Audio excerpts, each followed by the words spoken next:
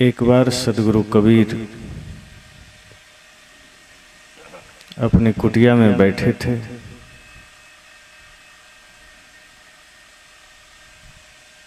तभी कुछ लोग एक धनपति सेठ को लेकर सदगुरु कबीर के पास गए।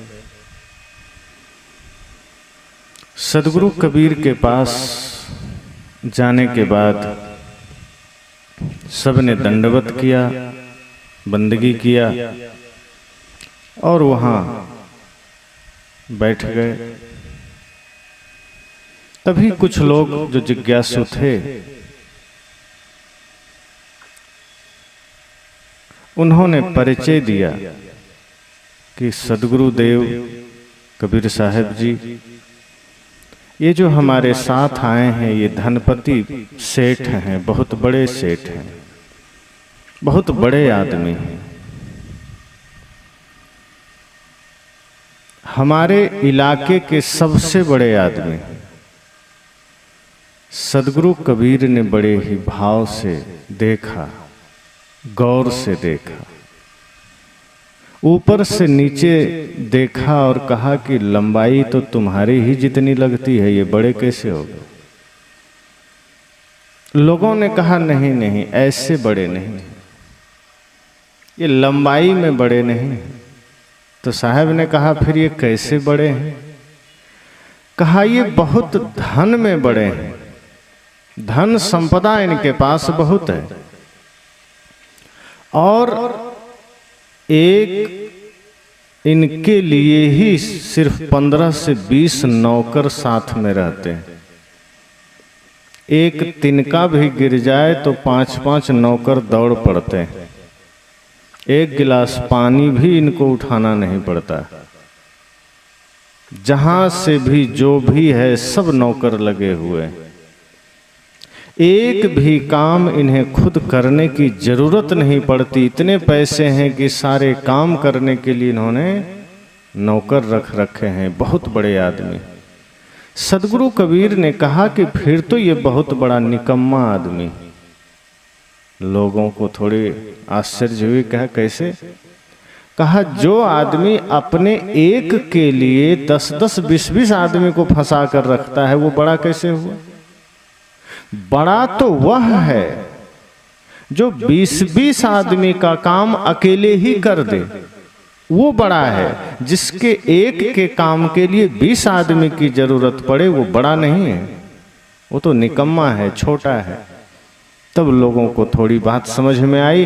तब लोगों ने कहा तो सदगुरु देव जी आप ही बताएं, आपके नजर में बड़ा कौन है? फिर आपके नजर में धनपति कौन है? हम तो इसे ही समझते थे, हमारी नजर में तो यही बड़ा आदमी है। आज भी हम लोग क्या सोचते हैं? जिनके पास थोड़ा सा जमीन ज्यादा है, घर बढ़िया है, तो हमें लगता है बड़े लोग हैं। कुछ धातु ज्यादा है, सोने चांदी हीरे, हमें लगता है बड़े लोग हैं। सदगुरु कबीर कहते हैं नहीं, वो बड़े लोग नहीं। लोगों ने कहा कि बड़े कौन हैं फिर? क्योंकि हम तो यही जानते आए हैं, सुनते आए हैं कि जिनके पास दास दासी है, हाथी घोड़े हैं, वो बड़े लोग हैं, राजा है। आज के समय में किसी से कोई पूछे बड़ा कौन है, तो हम लोगों में से लोग कहेगा अंबानी है, अडानी है, टाटा है, बिरला है, डालमिया है, यही लोग बड़े लोग हैं। लेकिन सदगुरु कबीर की दृष्टि दूसरी है। वो इस दृष्टि से नहीं देखते जिस दृष्टि से संसार देखता है। अब संसार जिस दृष्टि से देखे उसी दृष्टि से सदगुरु कबीर भी देखें तो दोनों में फर्क क्या हुआ? तभी तो सदगुरु कबीर कहते हैं है कोई गुरु ज्ञानी जगत उलटी वेद बूझे। वे तो कहते हैं अगर वेद को समझना है, ज्ञान को समझना है तो जगत से उल्टा होना पड़ेगा। जिस दिशा में जगत चल रहा है उस दिशा में चल के ज्ञान को नहीं समझ सकते।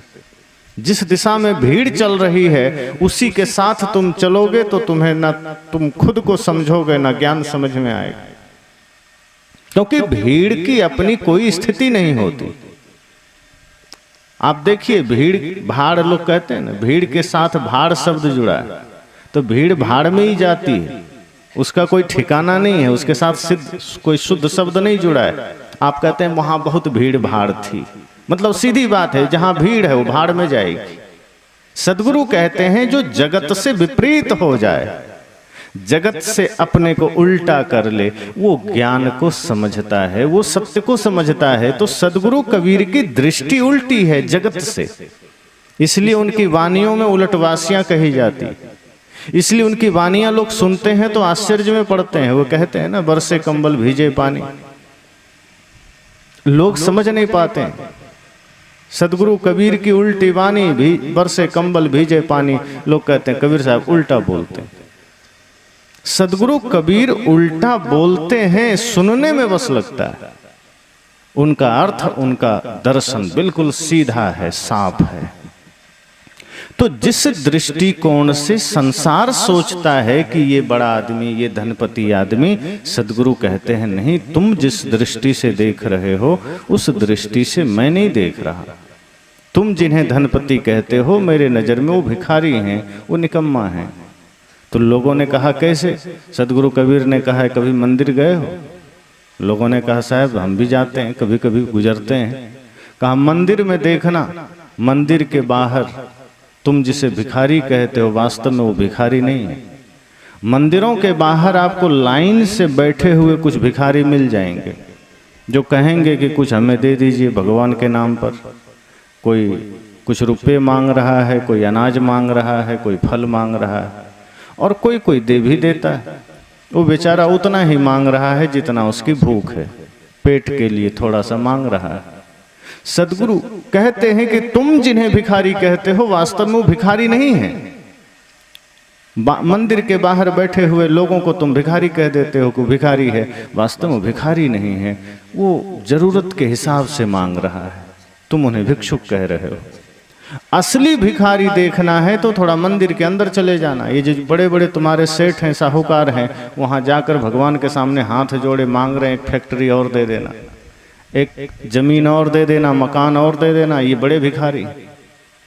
और जो भगवान से मांगे ही जा रहे हैं उन्हें तुम सम्राट कहते, उन्हें तुम धनपति कहते।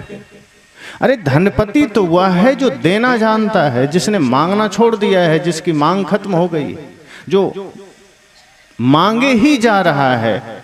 अब वो भी मंदिर में जाकर भगवान से मांग रहा है, और दुकान हो जाए, और धन हो जाए, और जमीन हो जाए, और तुम उसे सेठ कहते हो। वस्तुतः जो मांगने वाला है वो कभी बड़ा नहीं हो सकता, जो अपने लिए मांग रहा है वो कभी सेठ नहीं हो सकता। इसलिए तुम जिसे भिखारी कहते हो वो तो बेचारा लाचार है, पेट भरने के लिए मांग रहा है। लेकिन जिन्हें तुम सेठ कहते हो उसका पेट तो पहले ही भरा हुआ है, बाहर निकल आया, अब वो पेटी भरने के लिए अंदर मांग रहा है। अब पेट नहीं भरना, उसे पेट में जगह नहीं बची। अब पेट को पचाने के लिए सुबह वो झूठ मूठ के जिम जा रहा है और पैदल चल रहा है, अब उसे पेटी भरना है, खजाना भरना है। लोगों की थोड़ी आंखें खुली, लोगों ने कहा बात तो समझ में आ गई कि जिन्हें हम बड़ा समझते हो बड़ा नहीं। तो साहब ने कहा कि बात समझ में आ गई, बड़ा कौन है? कहा अभी भी कुछ कंफ्यूजन है, संदेह है कि फिर सच में बड़ा कौन है। साहब ने कहा जिसकी मांग खत्म हो गई और जो जितना है उतना में संतुष्ट है, उतना में ही वो देना जान लिया है, वही बड़ा है। और साहब ने ये स्पष्ट कहा कि चाह गई चिंता मिटी, मनुआ बेपरवाह, जिनको कुछ नहीं चाहिए वो ही शाहंशाह। उन्होंने कहा जिसकी चाह मिट गई, जो अब कुछ भी नहीं चाहता, चाह गई चिंता मिटी। चिंता तभी तक है जब तक चाह है, कामना है, इच्छा है। चाह मिटी, चिंता भी मिटी, और मन निश्चिंत हो गया। अब मन में कोई क्षोभ नहीं, अब मन में कोई पीड़ा नहीं। और जिनको कुछ नहीं चाहिए वही शाहंशाह है, जिसको कुछ भी नहीं चाहिए सदगुरु कहते हैं वही सम्राट, वही धनपति है, वही सेठ है। और जो चाह रहा है वो सेठ नहीं हो सकता। अब चाह भी दो तरह के, एक है अपने लिए चाहना, एक है समाज के लिए चाहना। सदगुरु कबीर कहते हैं ना, मर जाऊं मांगू नहीं अपने तन के काज। अगर मुझे अपने लिए सिर्फ मांगना पड़े कि अपना पेट भरना है, तो साहब कहते हैं मर जाऊं इससे अच्छा मांगू नहीं, लेकिन परमार्थ के कारण मुझे मांगत ना आवे लाज। लेकिन अगर मुझे संसार के लिए मांगना है, समाज के लिए मांगना है, धर्म के कार्य के लिए मांगना है, तो मुझे उसमें लज्जा की कोई बात नहीं, फिर तो कोई बात नहीं, फिर कोई हर्ज नहीं, मांग सकते हैं। तो जो अपने लिए चाह रहा है, जो अपने पेट भरने के लिए प्रयासरत है, साहब कहते हैं फिर वो बहुत क्षुद्र आदमी है, छोटा आदमी, फिर वो कुछ भी नहीं है, वो बड़ा तो हो ही नहीं सकता। लेकिन जो समाज के लिए चिंतित है, जो समाज को दे रहा है, जो देना जान लिया है, वो बड़ा हो गया। तो कुछ लोगों ने उसमें से कहा, साहब हम तो बड़े गरीब आदमी, हम भला दूसरों को धन कैसे दे सकते हैं, हमारे पास तो अपने ही खाने के दाने नहीं, तो हम दूसरों को क्या दे सकते हैं। सदगुरु कबीर ने कहा कि तुम अभी भी बाहर की दृष्टि से देख रहे हो। देना सिर्फ धन का ही नहीं होता, धन का दान तो कोई भी कर लेता है। आप ही देखते हैं, ट्रेन में चलते हैं, भिखारी आता है, एक बार आया आप नहीं दिए, दोबारा आया तो भी थोड़ा सा मन हुआ कि ये बार बार इधर उधर कर रहा है, चलो दे ही देते हैं, और दोबारा भी नहीं दे पाए, कहीं तिबारा फिर आ गया, बाबूजी कुछ दे दीजिए, तब आप सोचते हैं कहीं चौथे बार आके परेशान करे, उससे अच्छा 5 रुपया देने में क्या है, दो हटे, मामला खत्म। तो वो दान कोई दान थोड़े। साहब कहते हैं दिया, लेकिन मन से नहीं दिया, पिंड छुड़ाने के लिए दे दिया। तो धन देना और दिल से देना, दोनों में फर्क है।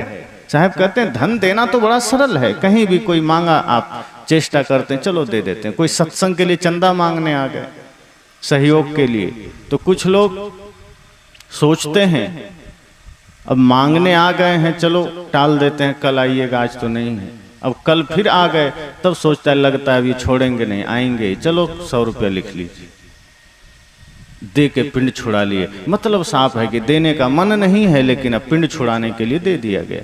पर वहीं पर कोई आ गया कि हमारे गांव में ऑर्केस्ट्रा का प्रोग्राम है, नाच का प्रोग्राम है, और कहीं किसी से दान नहीं लिया, वो आदमी खुद से जाता है, अरे हमसे नहीं लिया, 5,000 10,000 हमसे भी ले लो।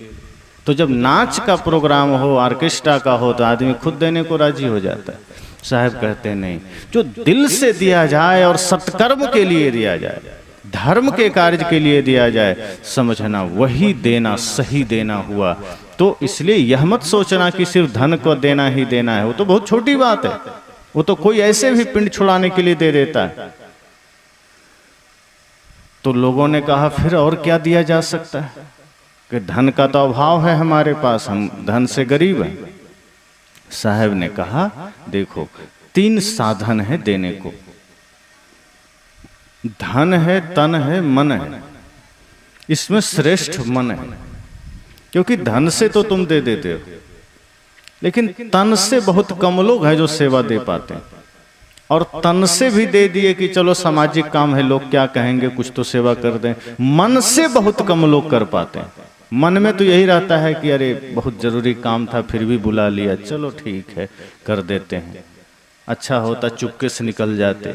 तो तन से सेवा भी कर रहे हैं, लेकिन मन में भाव चल रहा है कि अच्छा होता चुपके से निकल जाते। लेकिन जो मन से कर रहा है, अर्थात जहां मन समर्पित हो गया, वहां तन धन खुद समर्पित हो जाता है।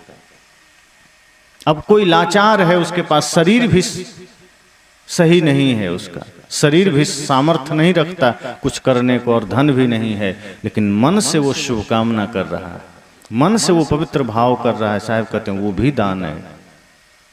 तो लोगों ने कहा तब तो चलो एक बात समझ में आ गई। साहब ने कहा तुम धन नहीं दे सकते, तन से सेवा नहीं दे सकते, किसी को प्रेम तो दे सकते हो, किसी को मीठे वचन तो दे सकते हो, यही देना तो कठिन होता है। दान दे देते हो, शरीर से सेवा दे देते हो, लेकिन मन से किसी को तुम सही भाव नहीं दे पाते, मीठे वचन तुम नहीं दे पाते, प्रेम नहीं दे पाते, ईमानदारी नहीं दे पाते, सत्य वचन नहीं दे पाते।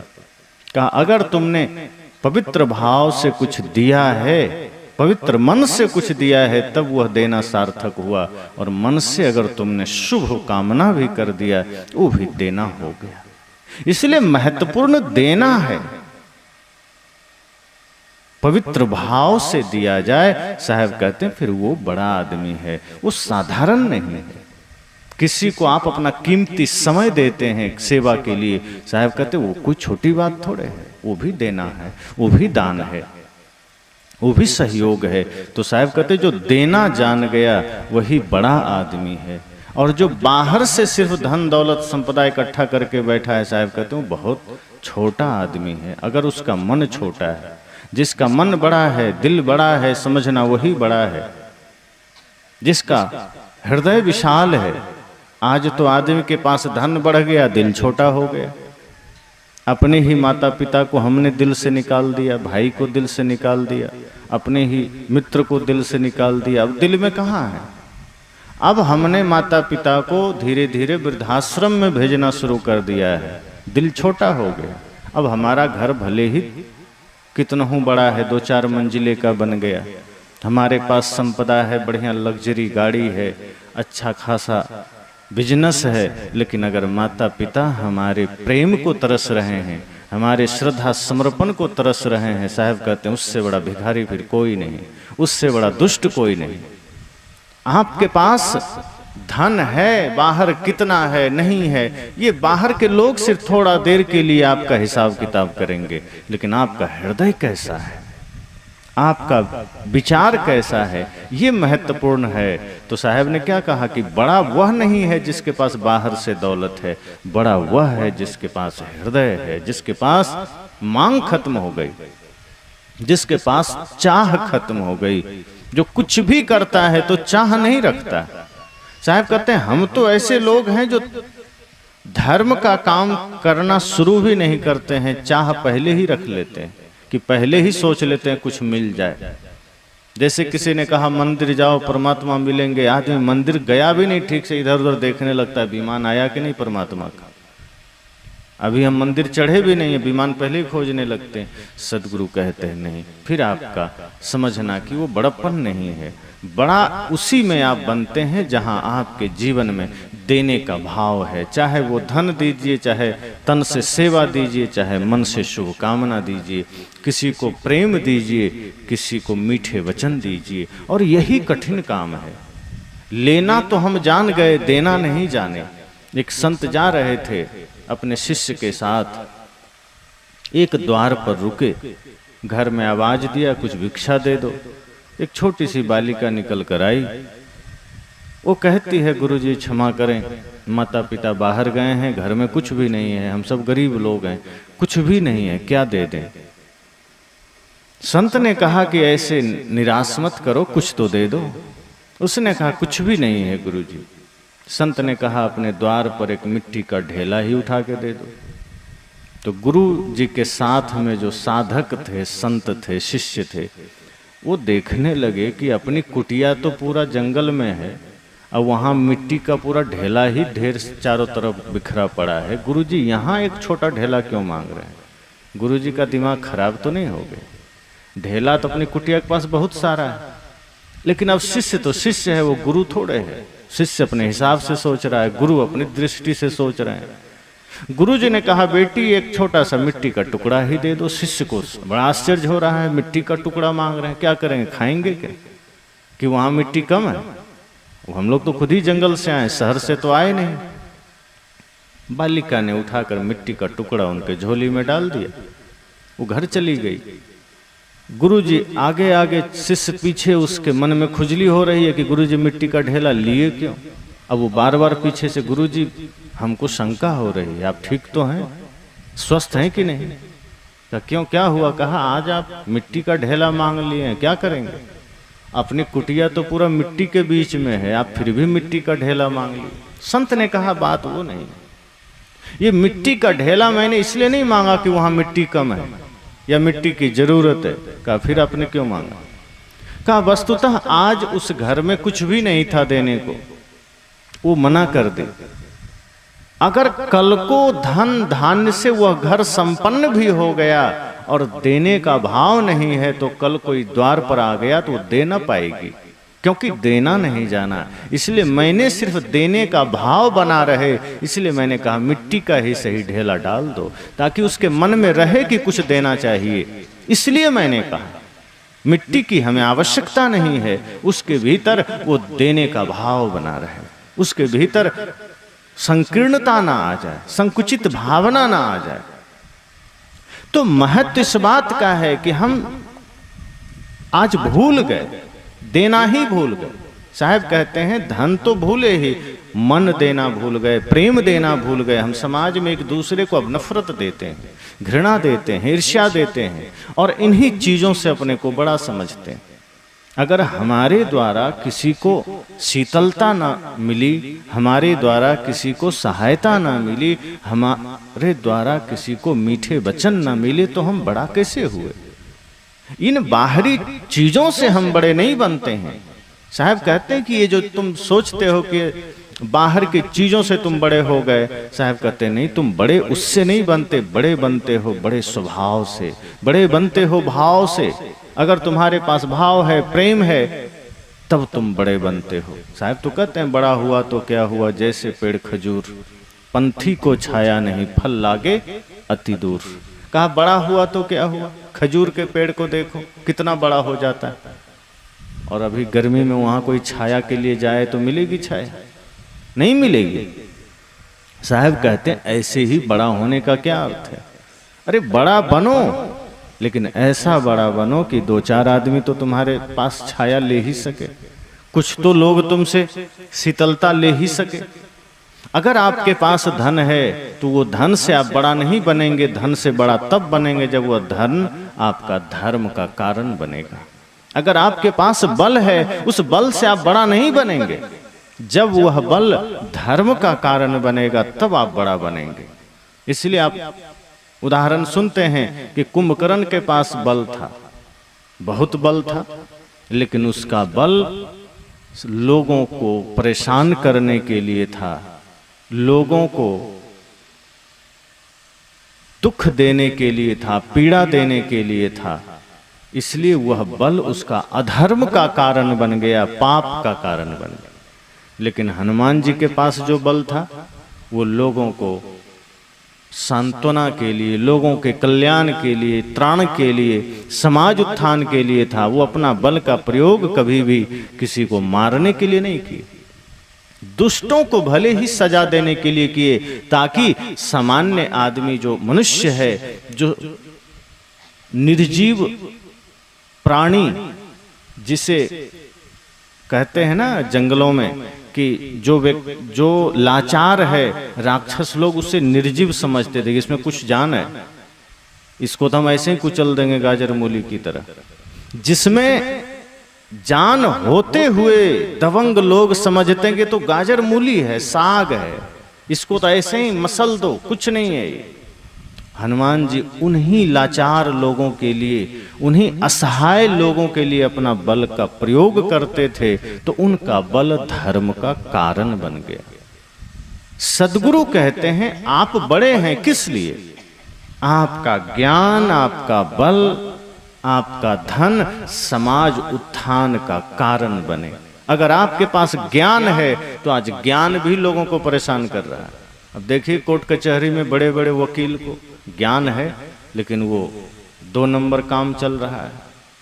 जो बेचारा लाचार है, झूठ मुकदमा में फंस गया, उसको और फंसाने के लिए बड़े बड़े वकील फीस लेकर के चला आता है, अपना ज्ञान का दुरुपयोग करता है। बड़े बड़े कॉन्वेंट देखिए, शिक्षा के नाम पर हजारों लाखों रुपए वसूलता है और पढ़ाई में जीरो। अब कुछ पढ़ाई दे भी दिया तो पैसा 10 गुना है, तो विद्या भी बेची जा रही है। तो विद्या भी धर्म का कारण नहीं बन रही है, ज्ञान भी धर्म का कारण नहीं बन रहा है। सद्गुरु कहते नहीं, बड़ा बनना है तो उसमें आपका हर चीज, चाहे आपके पास विद्या है, आपके पास धन है, बल है, सब धर्म का कारण बने। विद्या भी धर्म के लिए हो, धन भी धर्म के लिए हो, बल भी धर्म के लिए हो, तब आप बड़ा हैं। आपके पास अगर कोई 2-4 व्यक्ति बैठे तो वो शीतलता महसूस करे। जैसे पेड़ की छाया में हम बैठते हैं तो हम शीतलता महसूस करते हैं। अभी गर्मी आ रही है, आ ही गई, अब जो छायादार पेड़ है लोग खोजेंगे कि 10 मिनट बैठ लें। वो पेड़ बदले में आपसे क्या लेते हैं, क्या देते हैं? बल्कि आज आदमी पेड़ काट रहा है। बड़े बड़े विकास के कार्य के लिए हजारों पेड़ काटे चले जाते हैं। हालांकि विकास कार्य के लिए कुछ पेड़ कटते हैं तो लोग लगाते भी हैं, लेकिन सिगरेट आदि के लिए करोड़ों पेड़ हर वर्ष कटते हैं, उसका क्या? और आदमी बाद में रोता है कि क्या करें, गर्मी बढ़ गई। प्रकृति के साथ हम छेड़खानी किए चले जा रहे हैं। इस धरती पर आज प्रकृति के साथ इतनी छेड़खानी हुई कि समय से पहले गर्मी आ रही है, समय से पहले वर्षा आ रही है, समय से पहले कुछ भी अनर्गल हो रहा है, महामारियां आ जा रही। इतनी टेक्नोलॉजी, इतने विकास के बाद भी, इतने विज्ञान के विकास के बाद भी ना जाने कब कौन कौन वायरस आ जाता है, आदमी परेशान हो जाता है। तमाम तरह के रोग आ जाते हैं, आदमी का आधा जीवन अस्पताल में कटता है। आज आप देखिए हर आदमी का जीवन लगता है जैसे मेडिकल हॉल हो गया। कुछ ना कुछ दवाइयां हर आदमी लेके चल रहा है, कुछ ना कुछ दवाई। और कुछ हो ना हो, बीपी शुगर की दवाई तो हर किसी के पास। बुखार आया दवा खा लिए, सिर दर्द हुआ दवा खा लिए। और आदमी कोई पेट से परेशान है, कोई शुगर से परेशान है, कोई बीपी से परेशान है। ये सारी चीजें कहां से आई? क्योंकि हमने अपना शक्ति का दुरुपयोग किया, हमने धन का दुरुपयोग किया, हमने बल का दुरुपयोग किया। हमारा धन, हमारा बल, हमारी शक्ति समाज उत्थान के लिए नहीं हो पाया। हमारा कोई भी कृत्य जगत कल्याण के लिए नहीं है, निज हित के लिए है, स्वार्थ के लिए है। और उसके लिए हम ना जाने कितना तांडव कर देते हैं। साहब कहते हैं ये बड़प्पन नहीं, ये तो क्षुद्रपना है। बड़प्पन तो तब होता है जब हम खुद तो जीते हैं, औरों को भी जीने देते हैं। जियो और जीने दो, महावीर का संदेश है कि आप तो जिए ही औरों को भी जीने दें। अर्थात आपके वजह से अगर किसी और के जीवन में खुशहाली आ सके तो समझना आपका जीवन सार्थक हुआ। यदि आपके वजह से किसी के आंखों के आंसू पोंछ सके तो समझना आपका जीवन सार्थक हुआ। अगर आपका एक भी प्रयास कुछ लोगों के घर के सृजन का कारण बन गया, कुछ लोगों के जीवन में उत्थान का वजह बना आपका एक छोटा सा भी प्रयास, तो समझना कि मनुष्य होना सार्थक हुआ। वरना मनुष्य होना कोई सार्थक नहीं हुआ। शरीर हमने आदमी का ले लिया, लेकिन हमारा आचरण आदमी का ना हो सका। आचरण हमारा दैत्य का हो गया कि बस अपने लिए, अपने लिए। साहब कहते हैं नहीं, ये बड़प्पन नहीं है और ये बड़ा होना नहीं है। बड़ा वह है जिसने कामना छोड़ दी, जिसने स्वार्थ छोड़ दिया। एक सेवा का भी काम करिए, स्वार्थ मत पालिए। एक भिक्षुक भी द्वार पर आ जाए और कहे कुछ दे दो, तो ये सोचना कि हमारा सौभाग्य है जो भिक्षुक हमारे द्वार पर आए। पर उल्टा होता है, हमें बड़ा घमंड हो जाता है कि देखो भिक्षुक हमारे द्वार पर आया, मैं दे रहा हूं, मैं दाता हूं, मैं इसको धन दिया, मैंने इसको भोजन दिया।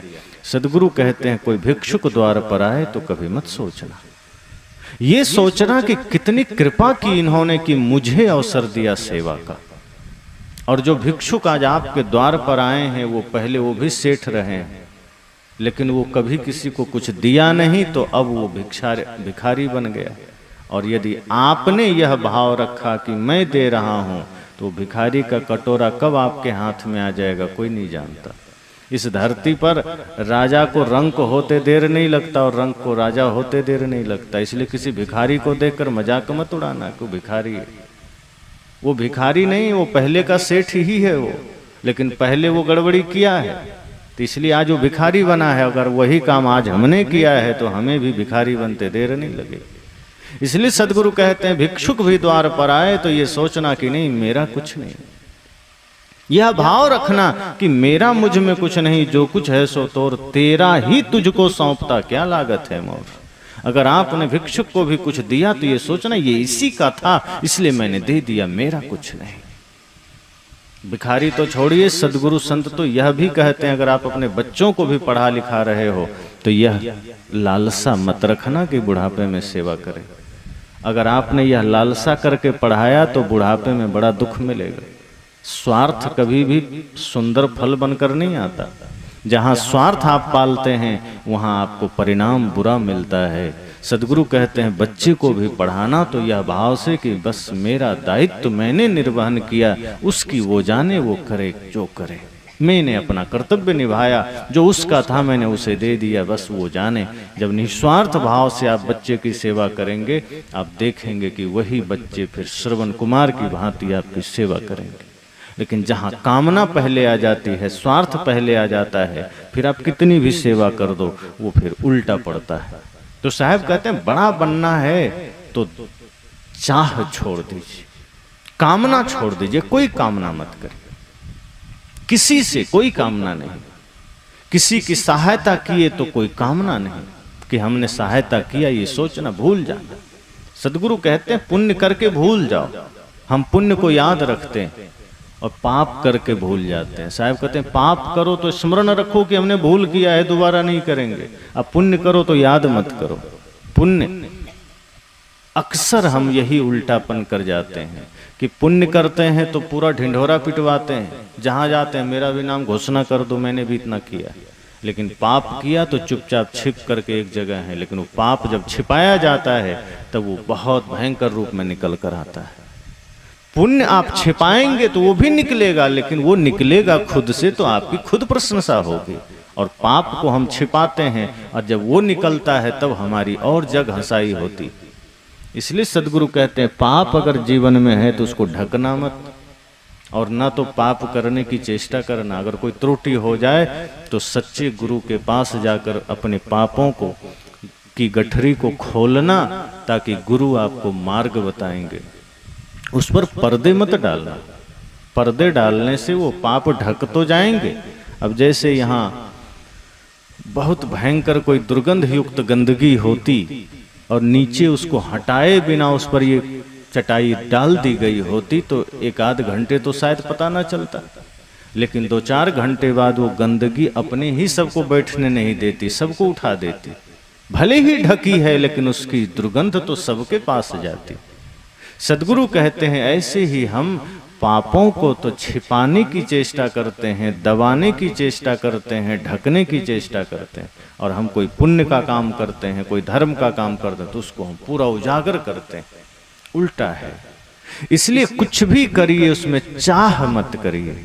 एक भी धर्म का काम है, पुण्य का काम है तो कोई कामना नहीं, कोई स्वार्थ नहीं। जहां कामना आई धर्म वहीं खत्म हो गया। एक भी स्वार्थ का भाव आ गया तो समझना धर्म वहीं नष्ट हो गया। और यदि नष्ट हो गया तो करने का कोई अर्थ नहीं रहा, कोई मतलब नहीं रहा। इसलिए किसी को कुछ भी सहायता करिए, स्वार्थ नहीं, कामना नहीं। एक भिखारी को भी कुछ दीजिए तो यह सोचकर दीजिए उसी का था। पुत्र की सेवा करिए, यह सोचिए कि उसी का था। तेरा तुझको सौंपता क्या लागत है मोर। साहब कहते हैं तब आप में बड़प्पन आई, फिर आप बड़े हैं। लेकिन सदैव सिर्फ स्वार्थ हित जीते हुए कि बस अपने लिए चाहते हुए आप जी रहे हैं तो समझना आप बड़े नहीं। मैंने कहा कि आज हम पेड़ की छाया खोजते हैं, यद्यपि हम खुद पेड़ काटे चले जा रहे हैं। सोचिए कहां से हमको छाया मिलेगी। इसी तरह हम अपने पुण्य को क्षय करते चले जा रहे हैं। जैसे हम बाहर पेड़ काटते चले जा रहे हैं, प्रकृति के साथ खिलवाड़ करते जा रहे हैं, ऐसे ही इंसान अपने जीवन के साथ भी यही काम करता है। अपने पुण्य को क्षय करते चले जाता है, अपने प्रेम को नष्ट कर रहा है, अपने सत्य को नष्ट कर रहा है, अपने भक्ति को नष्ट कर रहा है। और धीरे धीरे हमारा जीवन पूरा कचरा घर बन जाता है। हमने संसार को भी वही बनाया। और सच तो यह है कि जो हम बनते हैं वही समाज में हम करते हैं। अगर हम समाज में विद्वेष फैला रहे हैं, अगर हम समाज में विघटन का कारण बन रहे हैं तो सबसे पहले हम अपने जीवन को ही बिगाड़ते हैं। पहले हम अपने ही भीतर वो विनाश का खेल खेलते हैं। पहले हमारे जीवन से भक्ति खो गई, प्रेम खो गया, सत्य खो गया, चिंता नहीं है। रास्ते चल रहे हैं, आपके पॉकेट से 10 रुपया गिर गया, घर जाते ही पता चला 10 रुपया हमारा गिर गया, आप सिर पकड़ते हैं कहाँ 10 रुपया गिर गया। चिंता होती है आपको, लेकिन आपके जीवन में प्रतिदिन प्रेम खोता जा रहा है, चिंता कहाँ होती। आपके जीवन में प्रतिदिन भक्ति खोती जा रही, चिंता नहीं है, थोड़ी भी चिंता नहीं। समय खोता जा रहा है, चिंता नहीं है। हम प्रतिदिन काल के निकट जा रहे हैं, थोड़ी भी चिंता नहीं है। हम उतनी ही बेहोशी में जी रहे हैं, हम उतनी ही मूर्छा में जी रहे हैं। इसलिए सदगुरु कहते हैं नहीं, बड़ा बनना है तो अपने आचरण बड़ा करिए, अपने विचार को बड़ा करिए। जिसके पास बड़ा विचार है, आचरण बड़ा है, जिसके जीवन में प्रेम है, भक्ति है, उससे बड़ा फिर कोई नहीं। इसलिए अक्सर वो उदाहरण मैं दिया करता हूं कि मीराबाई जब तक महल में थी, सोना चांदी हीरे जवाहरात दास दासी सब कुछ था, रेशमी वस्त्र थे, लेकिन तब तक वो पीड़ा में थी, चिंता में थी, शोक में थी, तब तक उनके जीवन में दरिद्रता थी।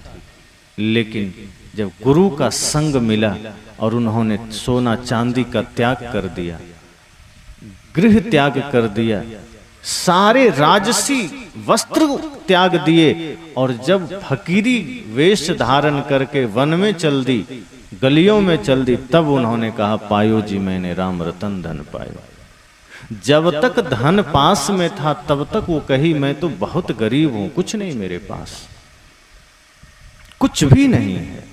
ये बाहर का धन तो आज है, कल छूट जाएगा, क्योंकि शरीर ही छूट जाएगा तो शरीर से जुड़े हुए प्राणी पदार्थ हमारा कैसे होगा, ये छूट जाएगा।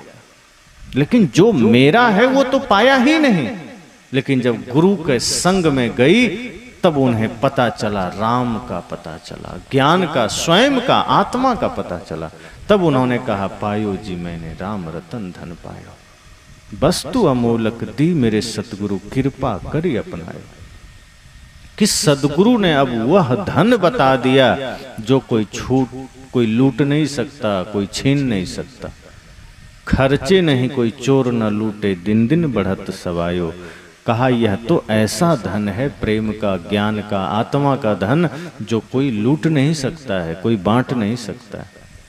ये तो जितना बांटेंगे उतना बढ़ेगा, ये प्रेम जितना बांटा जाए उतना विस्तृत होगा, ये ज्ञान जितना बांटा जाए उतना विशाल होगा। इससे हम दरिद्र नहीं बनेंगे, क्योंकि ये भीतर से प्रकट हुआ है, ये बाहर से ढोया नहीं गया है। और जब अंतर घट में हम लौट आते हैं, अंतर्मुखी हो जाते हैं, तो सारा ज्ञान का सागर हमें मिल जाता है, फिर भ्रम की कोई जगह नहीं। लेकिन अगर हमने बाहर से कुछ बटोरा है, बाहर से कुछ ढोया है, धन आप बाहर से कमा लिए, अगर आपके पास 1 लाख रुपया है और आप उसमें से 1 रुपया किसी को दान कर देंगे, तो आपके पास घट गया कि नहीं पैसा? 1 रुपया ही घटा, घट तो गया। ऐसा तो नहीं कि 1 रुपया निकाल दिए तो 1 रुपया फिर से बढ़ गया, घट गया। ऐसे ही आप टंकी में पानी भरे हैं, 1000 लीटर की टंकी है, और उसमें से 1 गिलास पानी निकाल लिया गया, तब 1 गिलास पानी उसमें कम हो गया, कहीं से आएगा? अब जब तक मोटर चालू करेंगे तभी आएगा, अपने से प्रकट थोड़े होगा।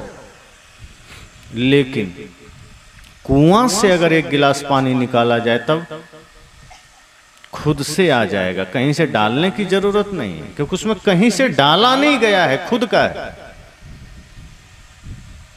नदी से 1 गिलास पानी ले लीजिए, क्या फर्क पड़ेगा? बोर से ही निकाल लीजिए, क्या फर्क पड़ेगा? क्योंकि उसका खुद का है, वो खुद से प्रकट हुआ है। सदगुरु कहते हैं ये बाहर की जितनी भी संपदाएं हैं, ये बाहर का जो कुछ भी है, वो आप बाहर से जोड़ते हैं, इसलिए वो धीरे धीरे क्षीण होता है, घटता है, मिटता है। लेकिन जिस दिन अपने भीतर लौटते हैं, परम शांति का धन आपको मिलता है, वो कभी घटता नहीं, वो कभी मिटता नहीं है, क्योंकि वो प्रकट हुआ है, वो आपका है। ये शांति का धन, ये प्रेम का धन आपका है, वो किसी बाहर से ओढ़ा नहीं गया। इसलिए साहब ने कहा कि बड़प्पन इसी में है कि आपके जीवन में प्रेम है।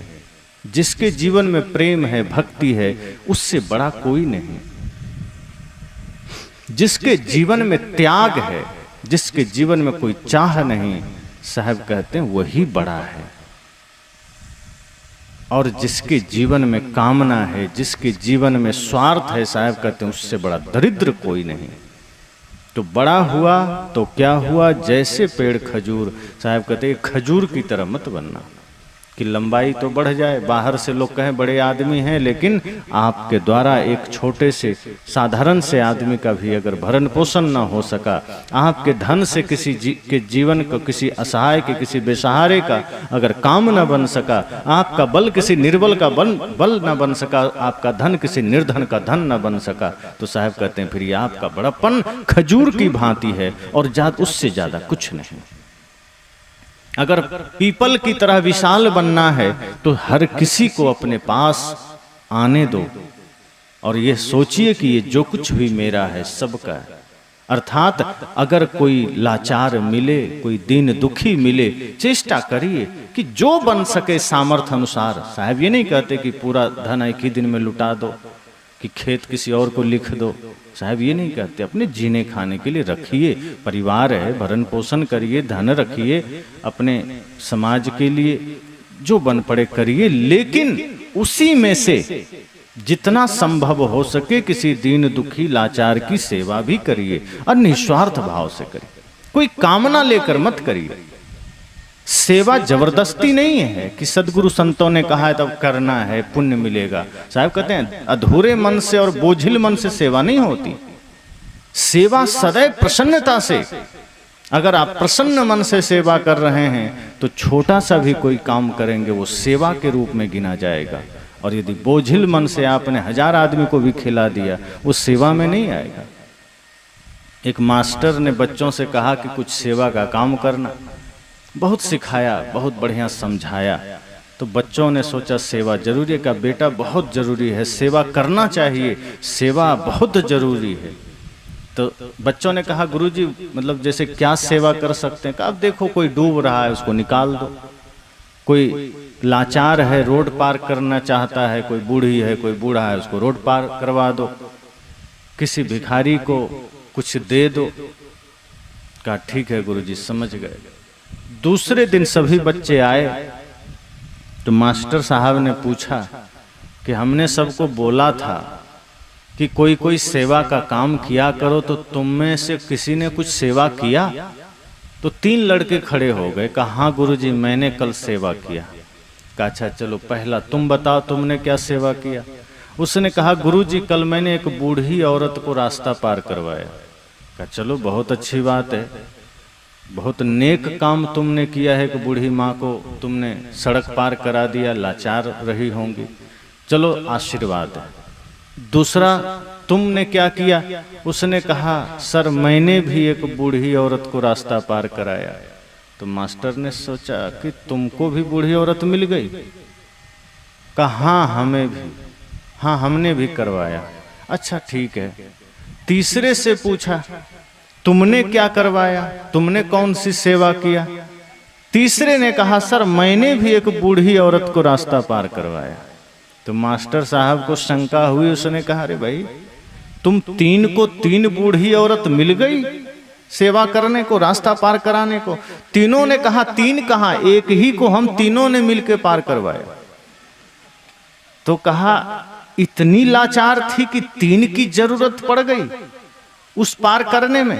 कहा लाचार कहाँ थी, वो जाना ही नहीं चाहते थे उस पार, हम जबरदस्ती उठा के उस पार किए। वो तो बहुत कहती थी हमें इधर ही रहना है, लेकिन आपने कहा था कि सेवा करनी है, रास्ता पार कराना है, सो हमने उठा के उस पार कर दिया तीनों। वो तो बहुत गाली दे रही थी कि अरे मुझे उधर नहीं जाना, मुझे इधर ही रहना। पर आपने कहा था कि कोई गाली भी दे तो सेवा करना, पुण्य का काम करना, पुण्य करने में कोई गाली भी दे तो चिंता मत करना, पुण्य करते जाना। इसलिए हमने गाली सुन के भी जबरदस्ती उस पार कर दिया। गुरुजी ने कहा नहीं ये सेवा नहीं, सेवा जबरदस्ती नहीं की जाती। अब बूढ़ी को इच्छा नहीं है उधर जाने को और तुम उठा के धर दिए, वो सेवा थोड़े हुई, वो तो और तुमने अधर्म कर दिया। अब ये तो ऐसा ही है, गुरुजी ने कहा कि कोई डूब रहा है उसे निकाल दो। अब कोई नहीं डूब रहा है और तुम सोच रहे हो किसी को निकालना है, तो पहले धक्का दे दो पानी में कि पहले डुबा दें पहले। अब उस चक्कर में कोई मर ही जाए तब क्या करोगे?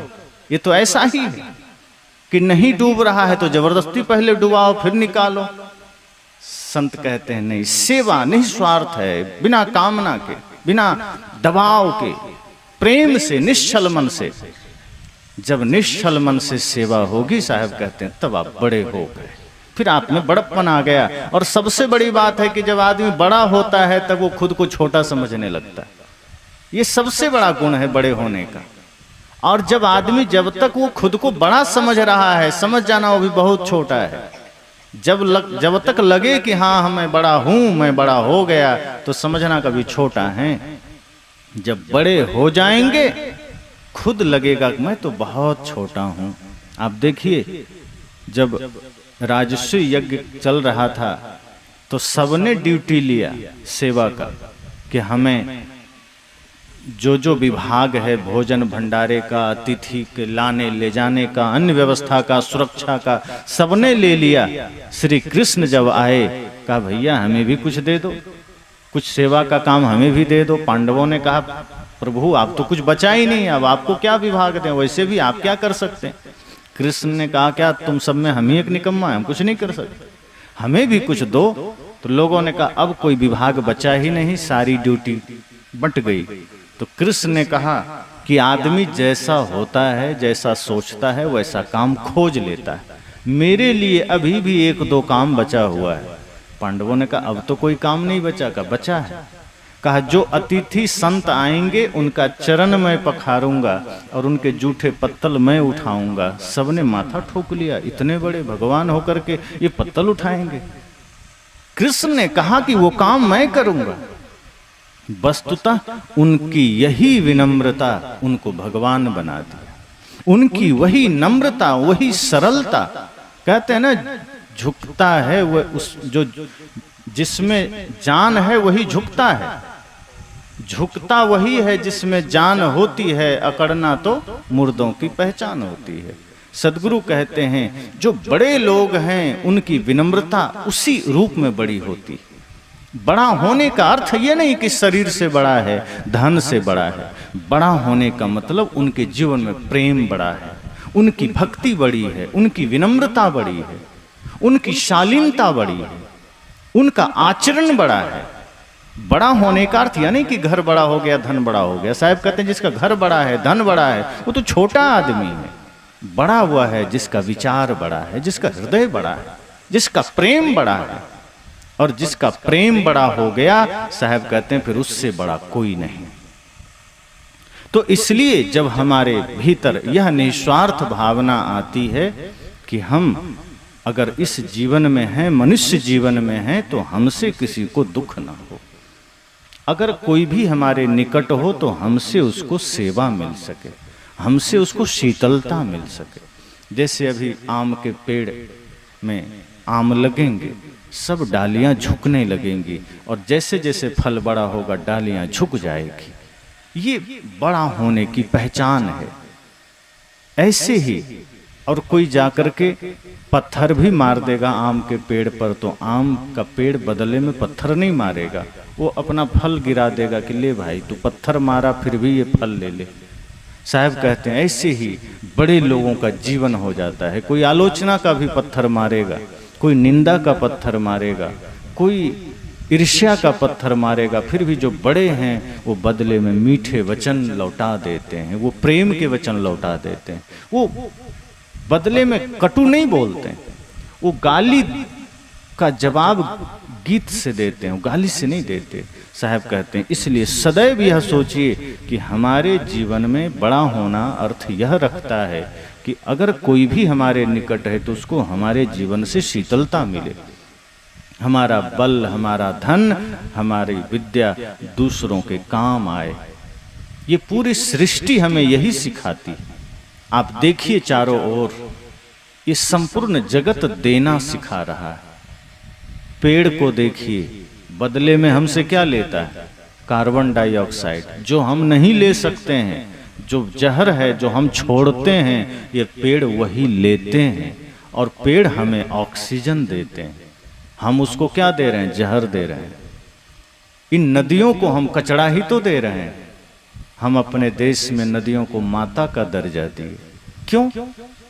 पहले कुआं नहीं होते थे, तालाब नहीं होते थे, ये नदियां ही हमारी प्यास बुझाती थी, हमारा संरक्षण करती थी, हमारा पालन पोषण करती थी। इसलिए हमने नदियों को माँ कहा, क्योंकि जो पालने वाली है हमने उसे माँ कह दिया। लेकिन आज नदियों की दुर्दशा देखिए, हमने क्या कर दिया, गंदगी भर दी। अब कितनी योजनाएं चलती है सरकार की कि गंगा साफ करो, यमुना साफ करो, लेकिन वही जहर भरा हुआ है पानी में। हमने प्रकृति के साथ क्या किया? पेड़ काटे, नदियों को गंदा किया, वायुमंडल को गंदा किया, सब कुछ हमने तहस नहस किया। हम सदैव गलत ही गलत संसार को दे रहे हैं, और बदले में हम स्वास्थ्य चाहते हैं, बदले में हम समृद्धि चाहते हैं, बदले में हम शांति चाहते हैं। सदगुरु कहते नहीं, पहले देना तो बढ़िया जान लो, पहले दीजिए बढ़िया। और इस सृष्टि में हम जो कुछ भी करते हैं वो मिटता नहीं है, वो किसी न किसी रूप में लौट कर आता है। यहां तक कि हम जो बोलते हैं वो भी मिटता नहीं है। अब तो विज्ञान सर्च कर रहा है कि जो भी शब्द बोले गए हैं पहले और आज, वो इसी वायुमंडल में तैर रहे हैं। कोई ऐसा डिवाइस खोजा जाए कि उन शब्दों को पकड़ा जा सके। सोचिए हम कितने गलत गलत शब्द बोलकर छोड़ रखे हैं इस वायुमंडल में। लड़ाइयाँ होती है, कितनी गंदी गंदी गालियाँ लोग देते हैं, कितने झूठ बोलते हैं, कितने छल करते हैं। वो आप कर तो गए लेकिन वो मिटा नहीं है, वो इसी वायुमंडल में है, और कहीं न कहीं आपका पीछा करते हैं वो, और उसी से आपके जीवन में असफलता आती है, उसी से हमारे जीवन में दुख दरिद्रता आते हैं। इसलिए संत कहते हैं बोलना भी ठीक से। संसार में आप जो कुछ भी करेंगे वो मिटेगा नहीं, वो रहेगा मौजूद। और यदि आपने गलत गलत बोला है, गलत किया है, गलत सोचा है, वो आपके चारों ओर मंडरा रहा है, और जिधर जिधर आप जाएंगे वो सारी निगेटिविटी, वो सारी नकारात्मकता आपके पीछे पीछे चलेगी। इसलिए सदैव जीवन में शोक बना रहेगा, सदैव जीवन में पीड़ा बनी रहेगी। इसलिए चाहते हैं आनंद मिले तो इस सृष्टि में सब कुछ पवित्र भाव से करिए और बढ़िया दीजिए सबको। शुभ वचन दीजिए, पवित्र वचन दीजिए, शुभ चिंतन दीजिए, सेवा कीजिए निस्वार्थ भाव से। और जब आप भी देना जान लेंगे तो समझना बड़े हो गए। ये प्रकृति दे रही है, बदले में हम कुछ नहीं। ये सूरज भले ही तप रहा है, लेकिन अगर 15 दिन के लिए अस्त हो जाए तो कितने लोग मर जाएंगे इसके बिना। ये हमें जीवन ऊर्जा देते हैं, बदले में हम कुछ नहीं देते। तो ये पूरी सृष्टि हमें दे रही है चारों तरफ से। आदमी कहता है भगवान हमको कुछ नहीं दिया। सोचिए हम जो श्वास ले रहे हैं फ्री में ही तो ले रहे हैं। कोरोना के समय ऑक्सीजन सिलेंडर के लिए मारामारी हो गया, कितने लोग प्राण छोड़ दिए। सोचिए अगर हम लोग को ऑक्सीजन सिलेंडर पीठ पर बांध के जीना पड़े तो कितने लोग 2-4 घंटे में मर जाएंगे। फ्री की सांसें मिली है, फिर भी हम रोते हैं कि हमको कुछ नहीं मिला। ये हाथ, ये पाँव, ये आँखें, ये नाक, ये कान, सब तो फ्री का मिला है। ये धरती, ये सूरज, सब फ्री का मिला है, फिर भी क्या है कोरोना। साहब कहते हैं अब ये शरीर से श्रम करिए, खाने की व्यवस्था हो जाएगी, और मन को भक्ति में लगाइए, भजन में लगाइए, मोक्ष की साधना करिए। ये शरीर इसीलिए मिला है, ये खेलने खाने और यूं ही गंवाने के लिए नहीं मिला, ये नफरत घृणा के लिए नहीं मिला, ये ईर्ष्या द्वेष के लिए नहीं मिला। ये शुभ जीवन जी करके मुक्ति तक जाने के लिए मिला है, मोक्ष पाने के लिए मिला है। अगर मनुष्य जीवन में रह करके हमने मुक्ति का काम नहीं किया तो समझना ये नाहक में गंवा दिए। तो बहुत सजग रहना है। सदगुरु कबीर ने स्पष्ट कर दिया कि बड़ा वही है जो आदमी देना जानता है, जो आदमी पवित्रता में जीता है, जिसके जीवन में जितनी बड़ी सरलता है, जितनी विनम्रता है, वो उतना बड़ा है। जिसके जीवन में जितनी भक्ति विशाल है, जितना प्रेम विशाल है, वही उतना बड़ा है। और जिसके जीवन में संकीर्णता है, जिसके जीवन में छल है, कपट है, समझना उतना क्षुद्र है। भले ही बाहर से वो धन धान्य से संपन्न है, क्योंकि बाहर का धन कब तक काम आएगा। सोने की लंका थी रावण की, लेकिन जब मरा तो वो भी मिट्टी हो गया और कहते थे ना कि थर्राते थे पांव जिनके सामने जाते हुए, देखा उसकी खोपड़ी को ठोकरें खाते हुए।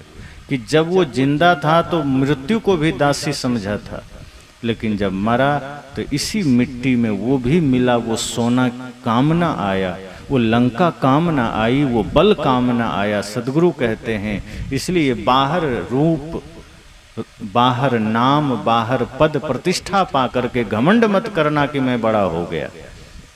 ये नाम रूप झूठे हैं, ये बाहर के पद प्रतिष्ठा झूठे हैं, ये बाहर के सारे चीजें झूठी है। उससे आप बड़े नहीं होते हैं, आप बड़े होते हैं प्रेम से, आप बड़े होते हैं भक्ति से, आप बड़े होते हैं सदाचरण से। तो यह चेष्टा करिए कि हमारे जीवन में भक्ति हो, प्रेम हो, सदाचरण हो, और जितना त्याग होगा, जितना निस्वार्थ भाव होगा, उतना हमारा बड़प्पन होगा, उतना हम विशाल होंगे, और उतना ही समाज को हमसे लाभ मिलेगा, उतना ही लोग हमारे निकट रहकर शीतलता का अनुभव करेंगे। तो हमारे द्वारा लोगों के जीवन में शीतलता मिले, प्रेम मिले, यही मनुष्य जीवन की सार्थकता है। इसी के साथ वाणी को विराम।